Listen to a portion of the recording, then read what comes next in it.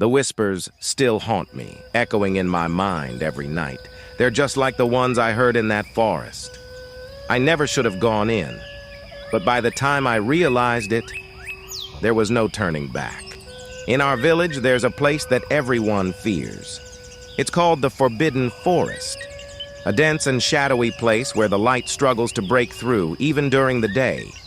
The elders say the forest is cursed, filled with spirits that guard ancient secrets. As kids, we always thought those stories were just to scare us, but we were wrong. I learned that the hard way. It all began when my best friend, Kelechi, dared me to go into the forest. We were both 16, full of the kind of confidence that only comes from ignorance. We didn't believe in the old tales. They were just stories to us. The plan was simple. Go in, take a quick look around, and come right back out. We'd prove we weren't scared, that the forest was just a bunch of trees. But the moment we stepped inside, something changed.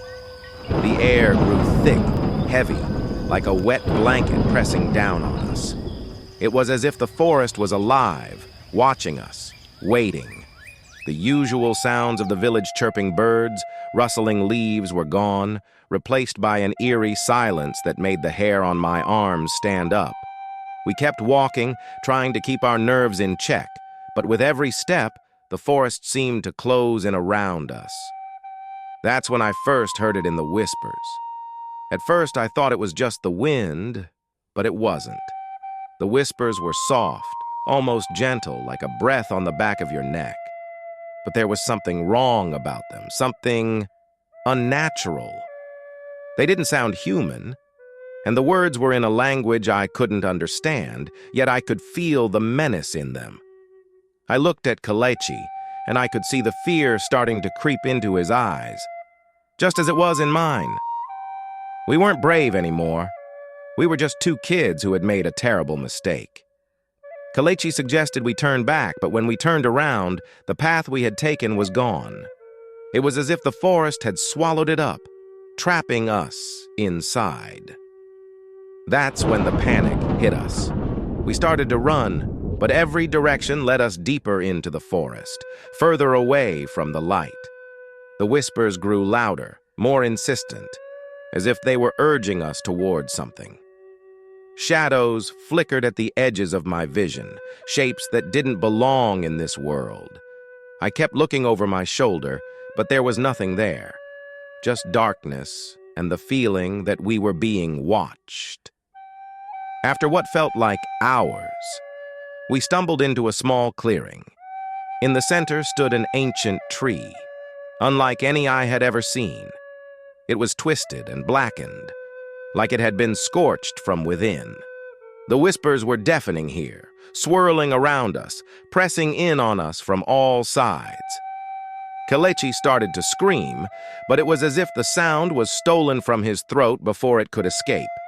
He dropped to the ground, clutching his head, his eyes rolling back in terror.